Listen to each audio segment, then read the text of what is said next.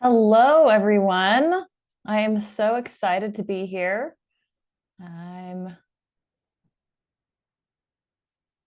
just making some minor adjustments. So I am Melissa Esplin. I will be your instructor today. I am a calligrapher and artist out of Utah. And it's so fun to see some familiar names and faces here. I'm really excited to walk you through how to do some watercolor calligraphy and some tips and tricks. And we're going to do a really fun, cute quote. So I have a few different versions of this quote.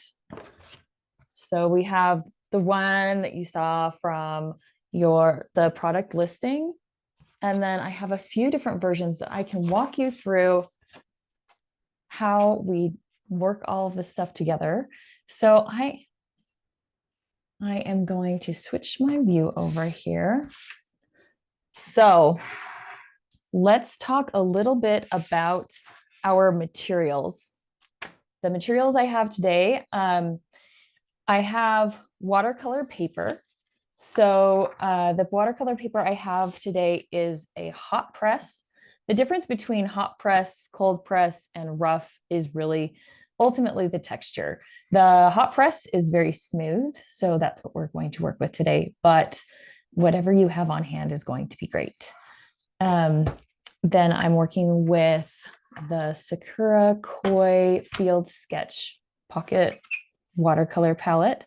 This palette has 24 colors, and I'll be working and referencing these colors specifically, but we don't have to be absolutely exact. If you don't have the exact same palette, don't stress about it. We'll kind of get our rough strokes basically together. What I want to encourage is exploration and creativity. So if you don't have the exact materials, if you don't have the exact brushes or anything like that, don't fret about making the exact same thing as me. So we're working on this together. We're really, the goal here is to open up your creativity and give you some techniques and tools along the way to help empower you to make beautiful things beyond this class. So I am going to set this aside. I don't know if you can tell, but I have wet this palette.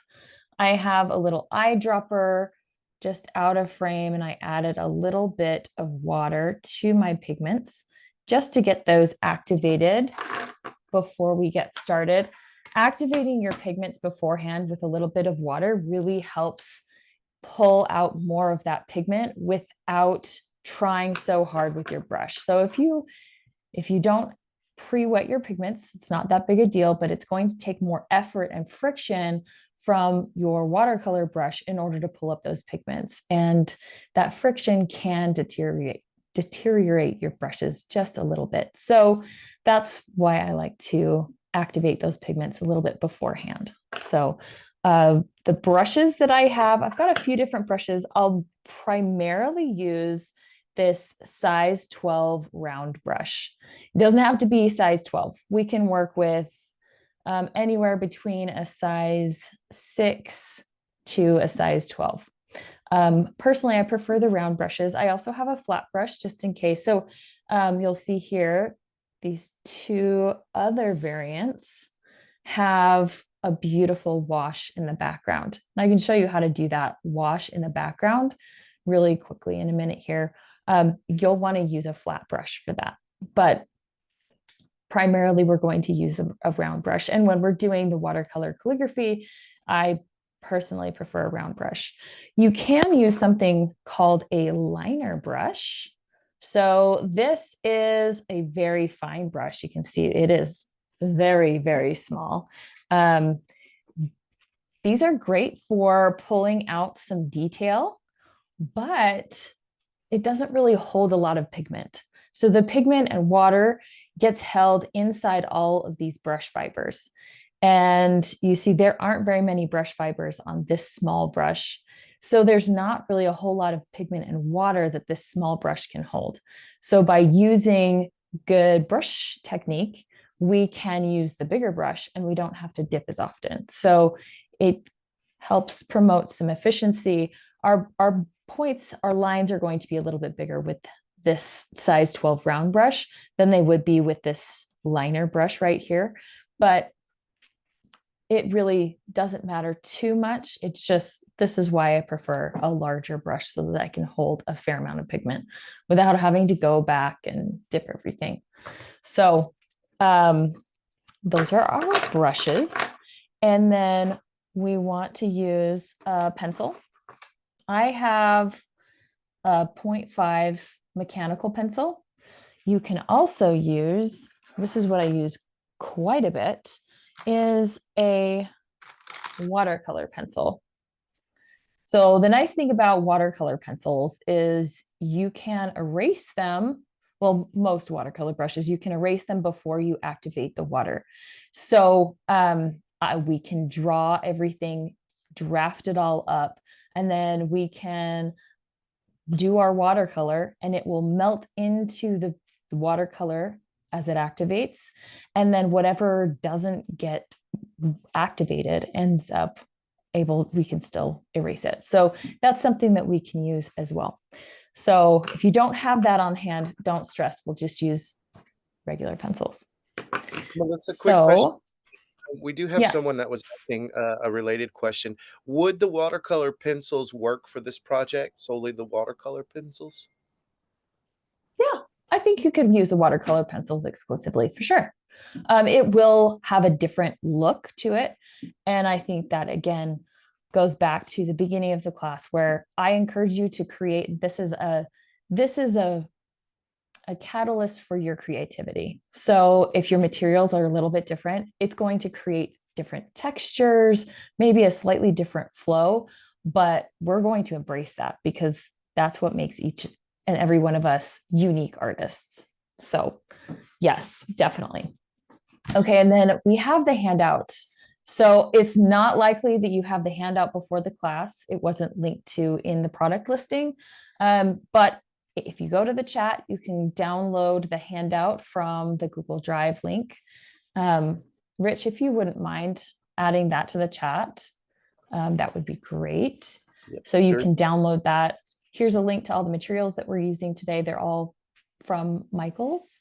And this is something that if you don't feel confident in your calligraphy style and you're not sure, you can work directly from this, or you can work off script. Because we didn't have a whole lot of time for you to have those handouts nice and printed beforehand, I'm going to show you how I draft everything up, but also demonstrate how you can use this as a tool for tracing and translating it onto your watercolor paper without any additional tools like a light pad. So we want to focus on the how to hold the pen. And or how to hold the brush. Sorry, I'm going to call it a pen a lot because I work with pens mostly. And most of the calligraphy that I do is with a pen. But there's a certain beauty that comes from doing calligraphy with a watercolor brush. So let's look at this really quick. I'm going to zoom in just a little bit. So I want you to take note that I'm not using any major pressure or contrast. Most of the lines are relatively the same thickness throughout, but we see a lot of variation in where the ink comes down.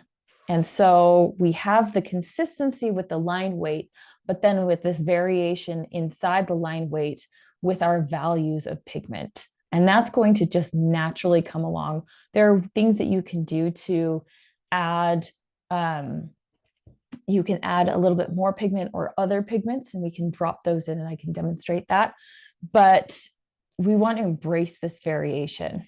So we're going to start off with how to hold the brush. I'm going to get some water and just a little bit of the blue pigment. And let's show you here. When I'm getting my pigment, I'm pulling the pigment from the palette and I'm putting it on my mixing plate. So we have 5 different mixing wells, and you'll see that I really have one mixing well purely dedicated to green because I love green. I work with green all the time. And but I tend to keep it warms, cools, and maybe a couple of colors that I use most often. And that's how I divide up my palette.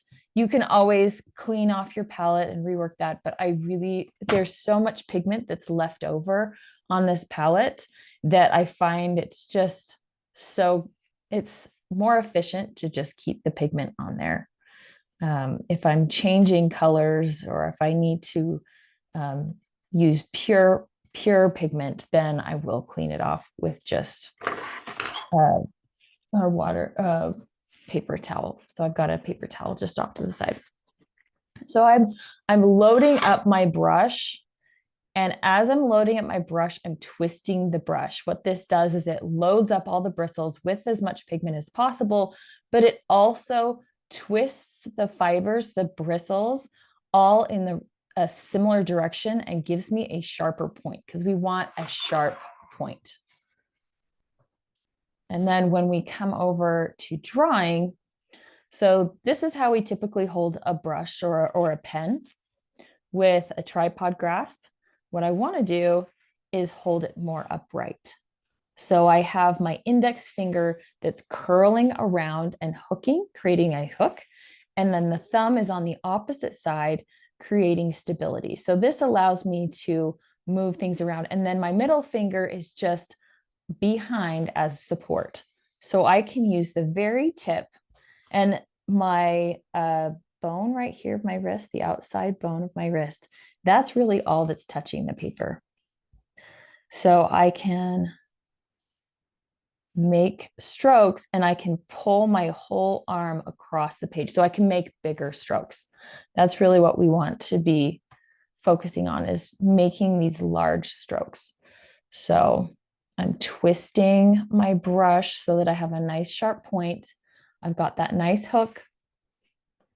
And I can go up and down, just make these curved zigzags. And I'm using the same pressure. I'm not applying more pressure on the down or on the up. I'm just keeping it all the same. And you'll see some parts of the stroke are lighter, some parts are a little bit darker, some are thicker, some are shaky, and that's okay because we're not wanting to create this as a computer program. This is not perfection. We don't want pixel perfection. We want that organic touch. Okay, I just got asked the question, what color are you using? I'm using cobalt blue hue from the palette. So I'm just doing some zigzags. I'm going to do some circles or ovals. But in this particular style, it's going to be more circular than oval. And I'm starting from about the 2 o'clock position. Like if you were to look at this as a clock, this is 12, this is 6, this is 9, this is 3. I'm starting, between 1 and 2 o'clock. That's where I'm starting my stroke. I don't want to start it right at the top. I find that if I start right at the top, or if students start right at the top, I find that it becomes more of a teardrop shape. And that's not what we're after. We're after a rounded oval.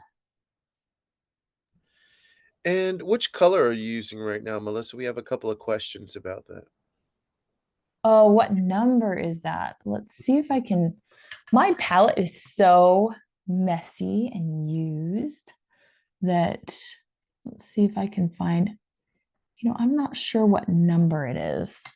But if you're to look at the palette, so let me change my view here. So we've got the top row here. I'm the second row down and the very last pigment. That's the one that I'm using, cobalt blue hue. Yeah, I used to have numbers on my palette that showed me what number they were, but I think I rubbed them off. I've used this palette for a few years now, and It's quite messy. So we've got some good use out of this palette. One of the things I like about this one, it's very affordable and it will last you a very long time. Lots and lots of watercolor.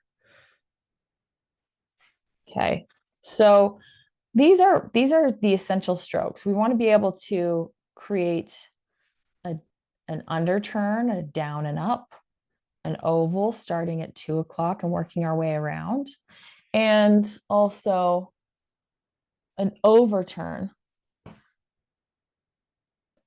which looks just like a little rainbow, goes up and then down. Those are the essential strokes. We want to have control as we make those strokes. If they're not perfect, don't worry about it. I've been doing calligraphy since 2009. My first exposure to calligraphy was in 1997, and I was really, really bad. And then I picked it back up again in 2009, and you know what? It was also really, really bad. I made every single mistake. And that's the thing that I want to encourage everyone is you will make mistakes, and your eye may not necessarily be aligned with your body or your hands. And so you'll be fighting with that. And you think, oh, but this stroke didn't work out and that stroke didn't work out. And I encourage you all to look at the strokes that did and praise yourself for the things that did work out, because we are our own harshest critics. And I think it's important to be more optimistic about that.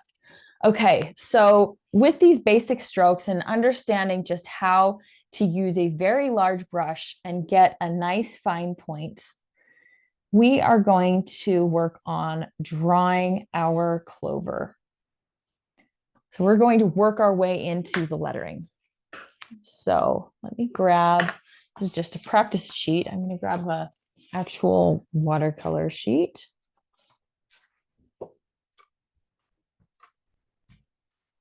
And the goal here is we want to make this bottom part here just a little bit. So we can pencil it in and then erase whatever doesn't get activated by pigment, or we can trace it. If you want to trace it, you'll want to get a thicker pencil. So not a mechanical pencil. I feel like regular pencils work best.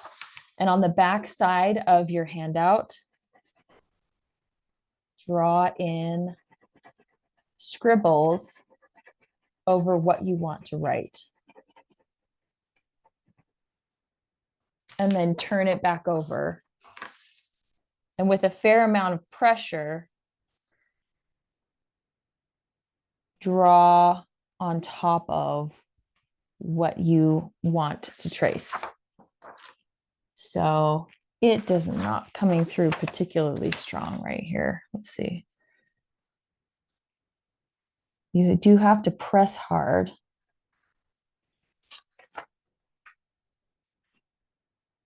And it's quite light.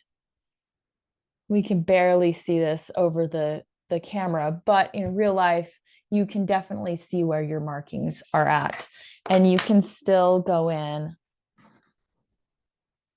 and erase those pigments or that pencil marking, because it was pencils that you did in the first place. So you can do that, or we can just draw it all together. And I think it's probably for the best for us to just draw it all together. So we're just going to pencil things in pretty loosely. I've also included, I printed out a photo of clover. So this is red clover, this is white clover. They're pretty similar. I personally like the color of red clover better because it's just easier to work with. From a painting perspective, we don't have to worry about doing anything with masking fluid with the white. We can just go with the pink, and it's just more fun. But this photo, you can see how we have some foreshortening happening. with the leaves, and you see how everything's kind of growing together and wispy and fun. So we're going to pull inspiration from this and make our own clover. So we want to have a fair amount of movement. And we have 3 main clover flowers and then 3 secondary clover flowers. We want to start off with these 3 main clover flowers. Once we block those in, everything else will fall into place. So we want to start off by really blocking in the most important things first. I'm going to use a green watercolor pencil, but just so that you can see it better on screen, you are welcome to use any other pencil that you want. And please holler if you're having a hard time seeing it on screen. I can grab something else that will make it a little easier to see. So we want in this sort of bottom third to have our clover. So I'm drawing a circle here. This is our clover flower, circle, and circle. And then I'm going to draw some squiggles coming down and over to the right. And I don't want them perfectly perpendicular or parallel to each other. I want some of them to have some curvy and wavy lines. And then I'm going to draw in my little leaves at the base of the blossom. And then from there, just pick a little bit farther down. I'm going to add 1 clover that comes up. And the thing about clover is it's not all going to look exactly like we envision it. Like the very classic clover that comes kind of like a heart shape that's connected together. On rare occasion, will you see the clover leaf opening its face up to you in that way?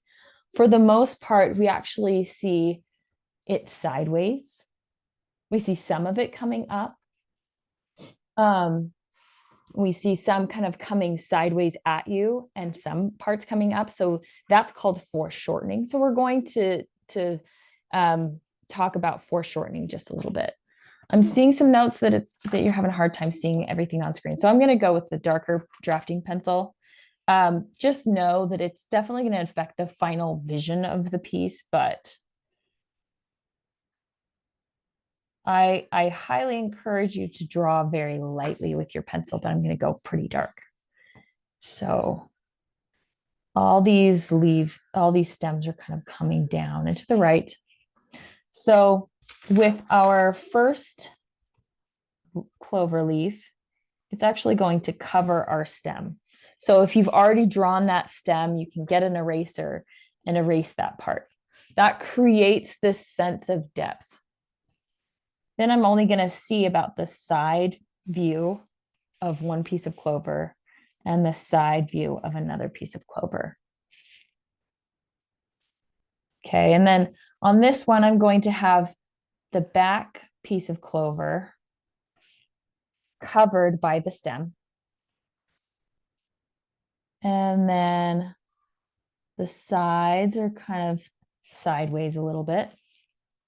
I'm going to do the same thing to the bottom. And cover the stem a little bit with this piece of clover. And just erase that there. Maybe add a four pieces of clover. Most clover is 3, but then occasionally you get the 4. So I want to put that in there. I'm not being exactly true to nature, and I think that's okay. So I'm going to add some clover in the back of this third stem and then have it kind of coming forward. And then I'm going to fill in the rest of these pieces. So this is blocking most of this out. We're going to add some clover. I'm going to block from this point to the left. I'm going to have my big 3-leaf clover, the one that's really facing straight on. And then a little clover flower. Another clover comes, fills in this space here.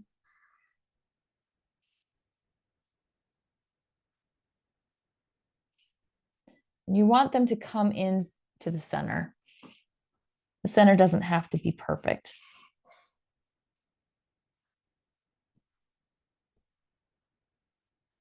And add a fourth, just a tiny little stem.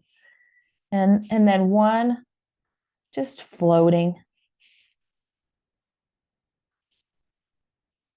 Because we are creating a very ethereal look here.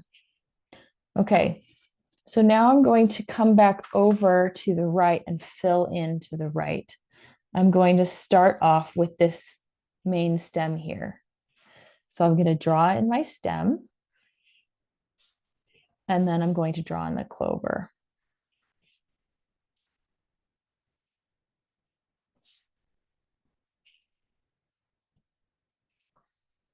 And then another one. I want to draw it sort of in the gap. So I have a gap between here. I've got some space. I'm going to draw another set of leaves.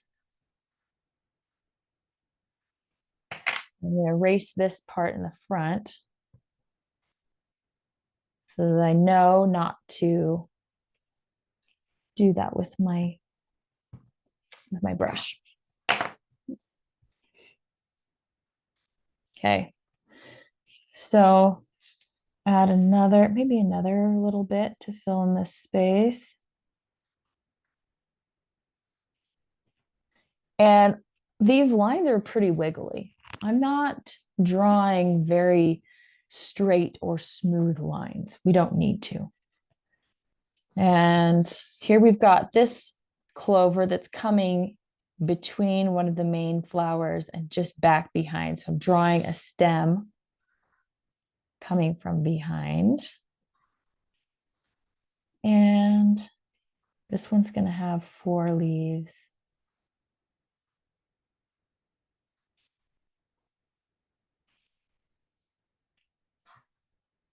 Okay, then from here on out, we're just getting smaller and smaller. We're getting a little bit more gradual. So I'm going to draw this stem with our clover flower, a secondary clover flower.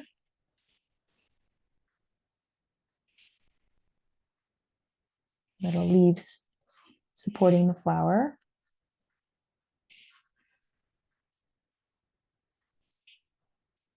And then I'm drawing just kind of some squiggles. This stuff right here, I feel like it's just lower consequence. So we can kind of rush it and block it in, and that should be just fine. We don't need to have a ton of detail because we can draw those in once we get warmed up with all of this happening right over here. I do have another clover. I think I'm going to put another flower right here, one of my secondary flowers. Maybe another clover to fill in this space. We want to look at our space and see where we have gaps and fill that in and really evenly distribute the detail and decoration there. Okay, so with this, I'm going to get started and I'm going to add my watercolor. Because I can do this in 2 different blocks. I can do it here and then I can work on the lettering, or you can draft all of your lettering in. But I do feel like some things end up changing and morphing in this process. So I'll add the lettering after the fact. So let's get our brush. I'm going to lift just a little bit of my pencil before I get going. Just loosely go over with an eraser. Any kind of eraser will do. Okay, so I just lightened that up a little bit. Okay, so let's talk about green and how we mix our green.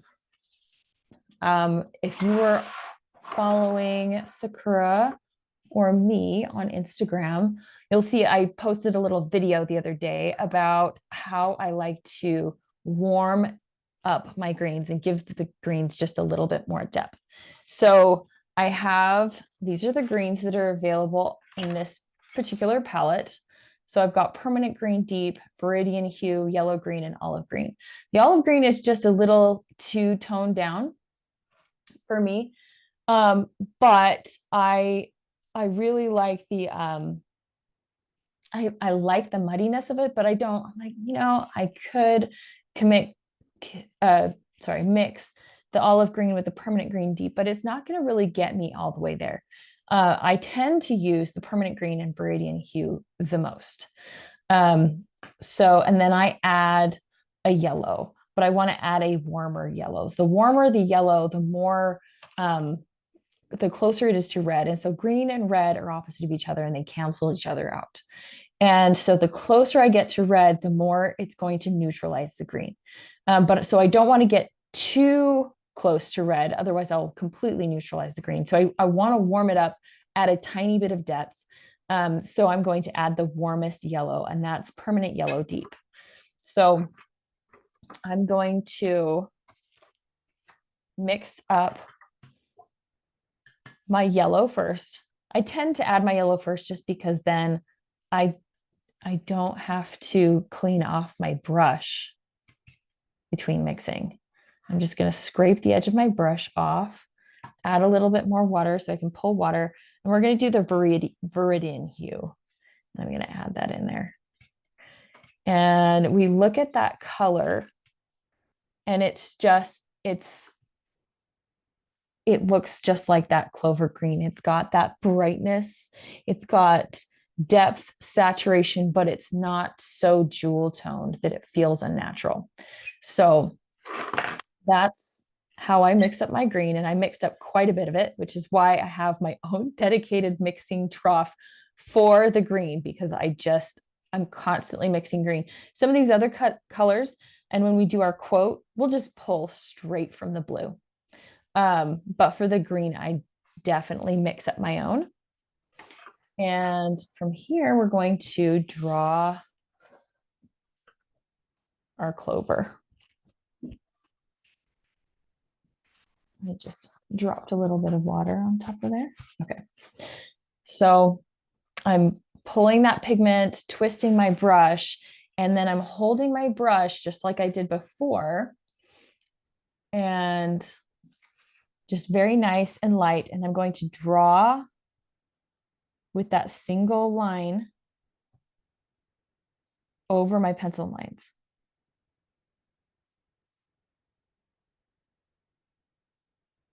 Come down. And you can be pretty quick about this. You can take your time, but don't worry about having perfectly even strokes. Those strokes can have different line weights.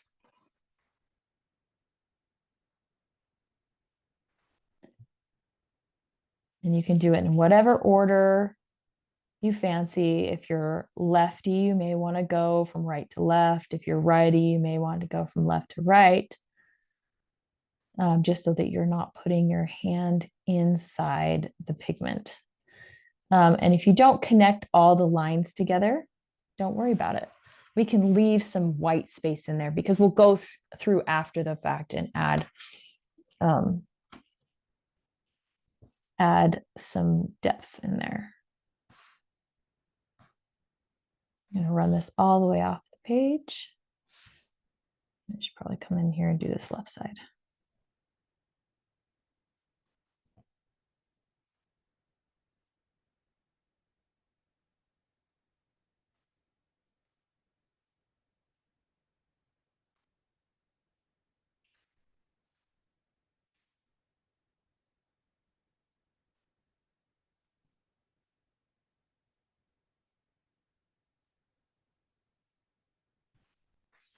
So I'm just being pretty loose about this, kind of abstract,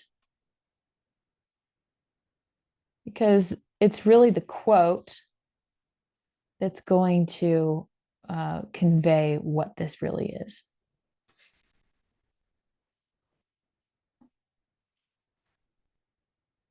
But that was the first time I dipped my brush. So I was able to do all of this line work in one dip.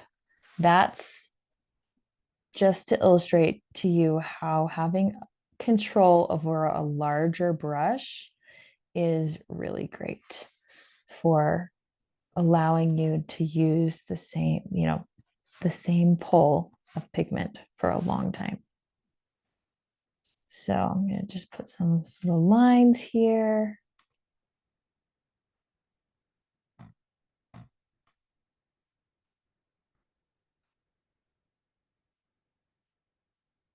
We're pretty much done with the illustration. So I'm going to go in and mix this clover color.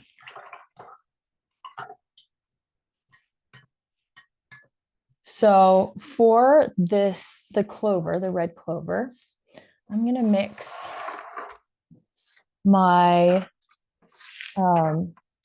Jaune Brilliant. It's like a peachy color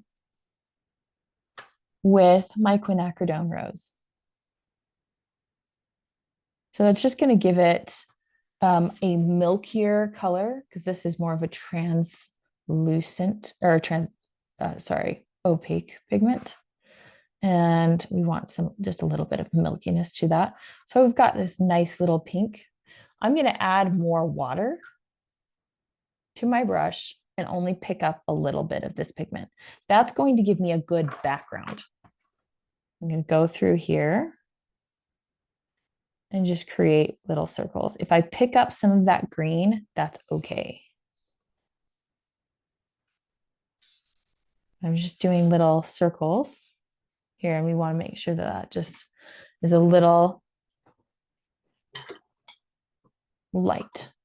So I'm going to let that, if you put a little bit too much pigment on there, you can clean off your brush and lift it with your brush. Just like that. A lot of people say that watercolor is not very forgiving. And by some reason, standards it is unforgiving, but for the most part, it can be quite forgiving. Okay.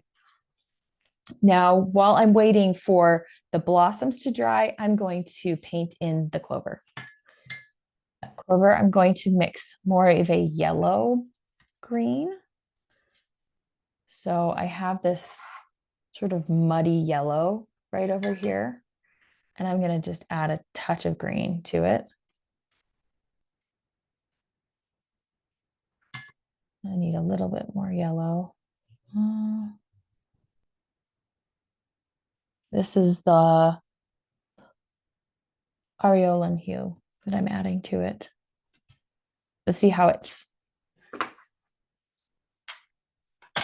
this yellow, or this green is much lighter and has a little bit more warmth than this does. So that's what I'm using to fill in my clover. And I'm just going to go in and just tap really inside here. If your pigment isn't fully dry, that's okay, because that's going to allow this watercolor pigment to mix together, and you're going to get some really interesting colors happening there.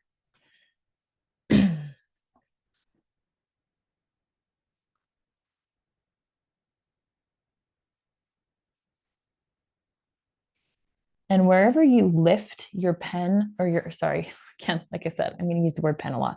Wherever you lift your brush is where most of the pigment is going to end up being deposited. So if you move the brush around to the center, you're going to have more pigment in the center and less on the outside. So that's going to give you a little bit more dimension with your leaves. Melissa, can you refresh our memory as to what colors were you using for the light green? Yes, the light green, I used aureolin hue. So as far as positioning goes, I'm using this aureolin hue yellow. So it's not fully a cool yellow, but it's almost. And then I'm using viridian hue, which is the second one from the top. Or if you're looking at it this way, this one and this one.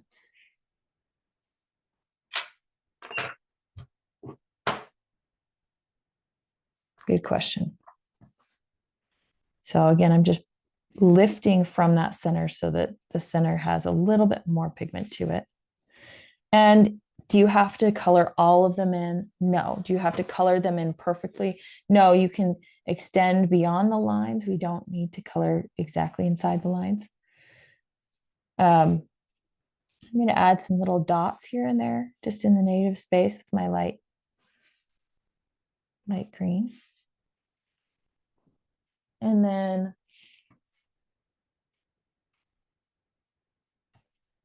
we are just about ready to add our details to the top of our clover flowers. It's not quite there, but while that's drying, let's map out our lettering. So this is one of my favorite hacks for lettering when I don't have or don't want to use a ruler. In class, if you've been to any of my other Michael's class, you'll know that I am a bit of a lazy artist. I don't necessarily like to pull out the ruler. And so what I like to do is write on a curve. So let's break this down a little bit. So I've got a curve here, here, and a little bit less here. So the curve kind of gets less dramatic as I go down the page, but it's still all relatively evenly spaced and all concentric. So we don't want to have curves that are radiating so much as we have curves that are hugging and nested within each other. Think of nesting bowls, if anything. And then what it really boils down to, successful lettering, is having a consistent angle. So for this angle is going to radiate just a little bit. So it's going to slightly change because we're on a curved line. So that gives us some wiggle room to not have absolutely perfect angle lines. And then the other thing that the eye sees when we're looking for successful calligraphy or writing in general is consistency with your X height. So the X height is the height of your letter X. So everything that's inside this lowercase letter space. If we can be relatively consistent with how that is drawn out, it doesn't necessarily matter if it's on a perfectly straight line. The eye sees that direction and movement. And let's be honest, we have this movement happening here. So we have movement coming from the bottom right-hand corner. And then at this third point right here, we have the flowers, and the flowers are sort of making way for the lettering to bloom within it. So we have this curve that's happening within the artwork that the eye really wants to move around and look at everything. So we want that movement in there. So I'm going to start by drawing in my top line. And I'll use it again with my really dark pencil. But when you're doing it at home and you have good lighting and you can see things, I would recommend using a very light touch and just a light pencil, something like a 0.5, like this one. But we're going to go with a darker pencil. And I'm going to go just above my flower point here. And I'm going to pin. So I'm pinning my elbow, or just shy of my elbow, like my forearm, to the edge of my desk. And I'm using that as a fulcrum to create that curve. So you don't want to be unanchored. Otherwise, that line is going to be very wobbly. So that's my first line. This is sort of my anchor point. I'm going to draw all of my base lines first and then my X height lines. So I'm going to come in here just around this point, just right around my top flower. Come here, draw an arc, and then around here, draw another arc. I want to have these about the same distance. Don't worry if it's not perfect. We're looking for the human hand. We don't want perfect. Okay, so these are all of our baselines. Now we're going to draw in our waistline. So this top line, we want to give ourselves some structure. So I'm going to come in here just a little bit above.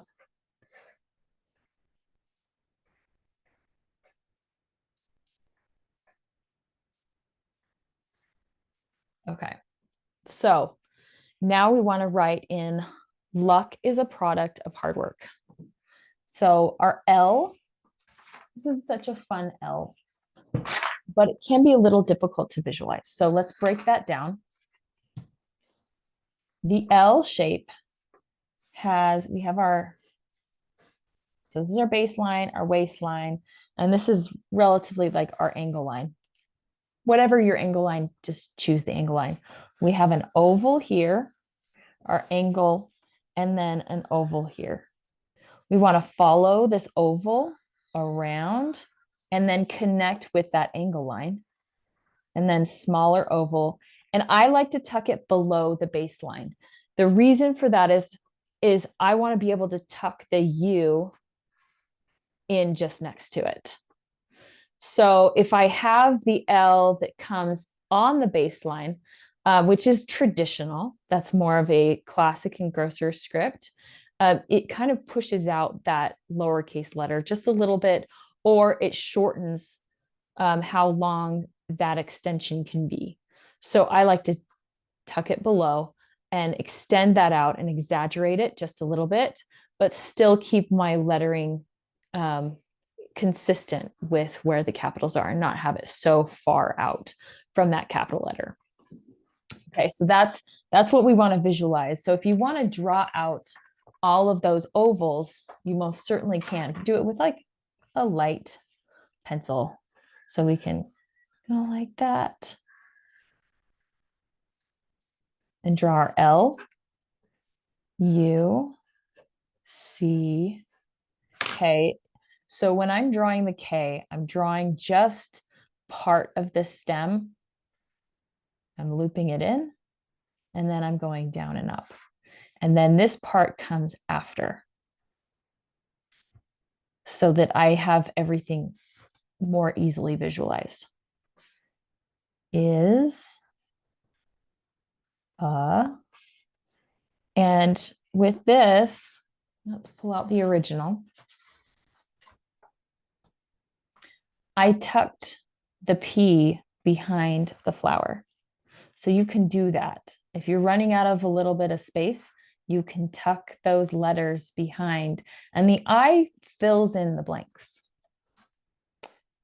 So P is going to go behind.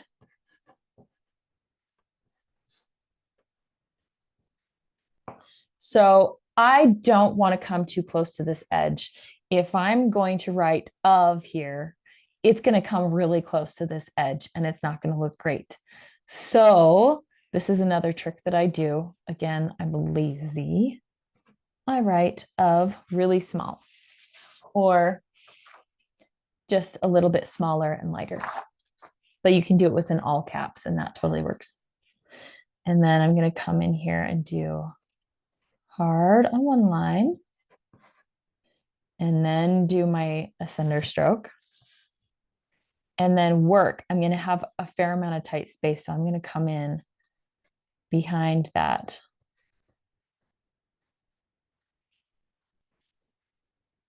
And because this is the end of it, I tend to like to give myself a little extra room for the leg of the K.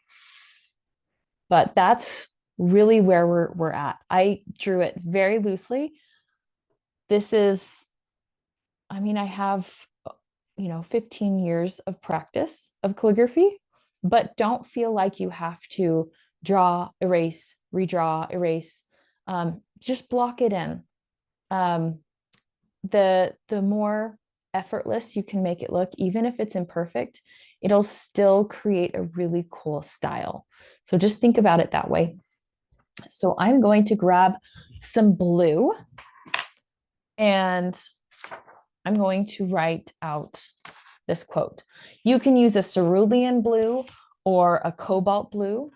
So the cerulean is a little bit lighter and creamier, and the cobalt is a little bit more translucent and just a little bit darker. I probably am going to stick with the cerulean today. So that's this pigment right here. I'm going to load up my brush with water, grab a bunch of pigment. Let's show you. Grab a bunch of that pigment, just soak that up with the brush and create a nice amount of pigment for me to pull from as I write. I want to have as much pigment as possible ready to go so that I'm not having to remix pigment. Okay. And again, I'm going to use that curved approach. I'm using a light touch. I'm anchoring my forearm and a little bit of this outside bone to the page or to the desk in order to draw this out. This is going to give me a lot of room to move without having to use my fingers. So it's going to give me nice smooth lines. So the lighter my touch, the more I can easily make those curves. So I'm going to make that curve around and over. And because this is still wet, I can drop in extra pigment at those crossbars and add some texture to those letters. The faster that you go, the less you'll have to dip. But we're going to dip some more, down and up, down and up. I'm not going fast. I went much faster with my pencil than I did with my pen or my brush. And again, I can go back in and I can dip. And I'm going to just start off with the beginning of that stem. Draw my K. And then pull from this wet part and draw the rest of the ascender.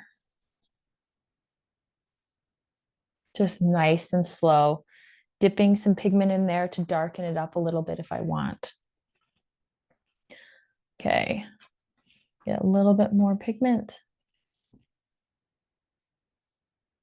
Down and up, down and up. And when doing the dots over I's or J's, make sure that dot is wider than your stroke. I'd rather it be abnormally large than abnormally small. It's just, otherwise the eye doesn't really pick up on it particularly well. Down and up. And I'm just doing a lot of retouching. So this is where I'm going to lift and begin where I think it might go. Just let it go off. This is mostly dry, so it's not going to bleed into the pink. But if it's not all the way dry, it will bleed a little bit. And that adds some texture.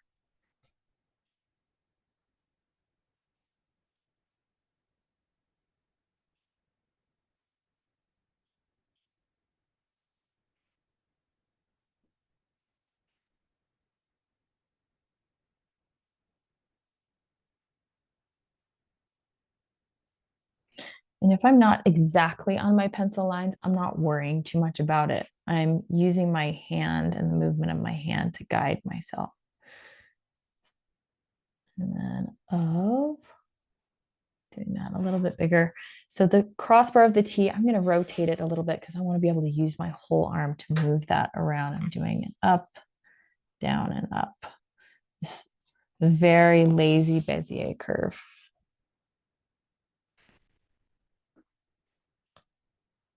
I'm going to grab more pigment. And then I'm starting with the basically the middle part of the stem. And then coming and doing the rest of the ascender line.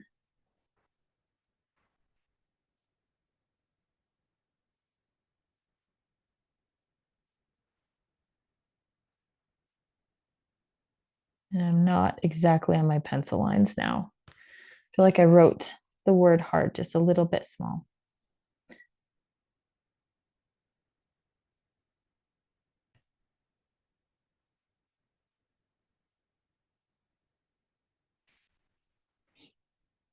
All right, last word. I'm going to go over everything. I'm not going to lift my pen on this bottom part just because this isn't a flower. It's not something that I want to bring to the foreground. I want it to fall back. So I'm going to watercolor over it with my lettering. So down and up, down and up.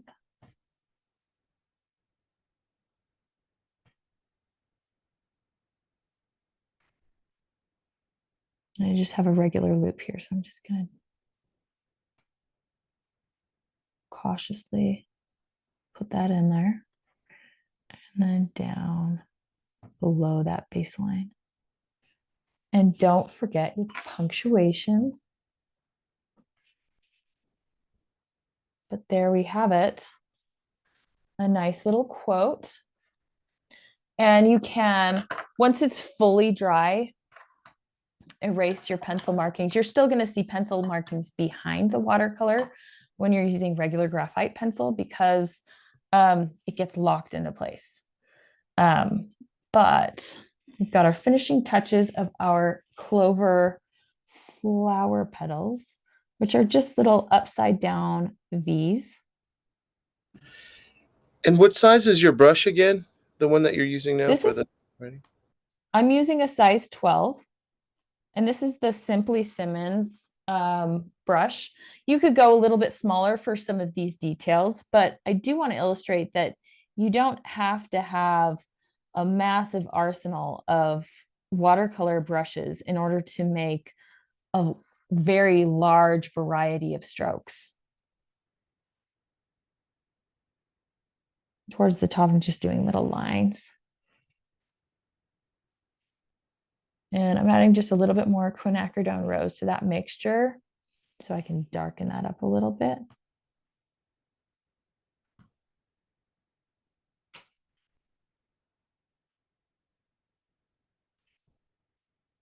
And you know, this is such a fun color. It's almost like it's just a little pop of color. So you can just kind of do some little dots of that pink in the negative spaces. And you can get some dots of the blue in the negative spaces, but don't put it too close to any of the lettering. Otherwise, it might look like another eye.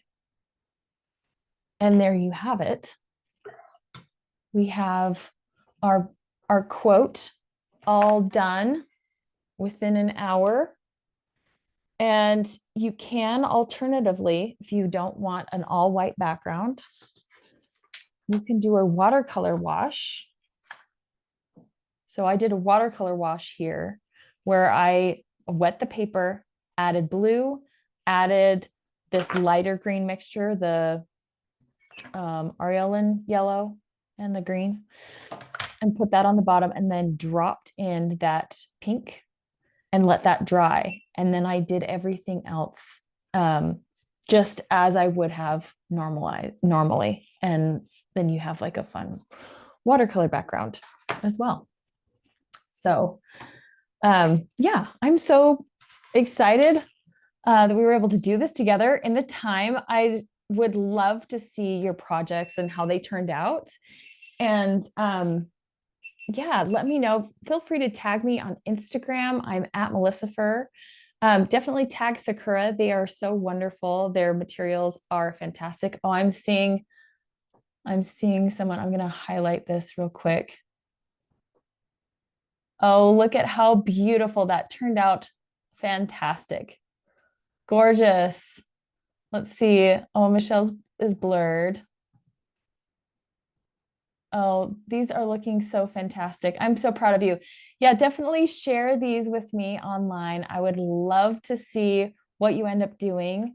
And yeah, Thank you so much for joining and have a wonderful afternoon.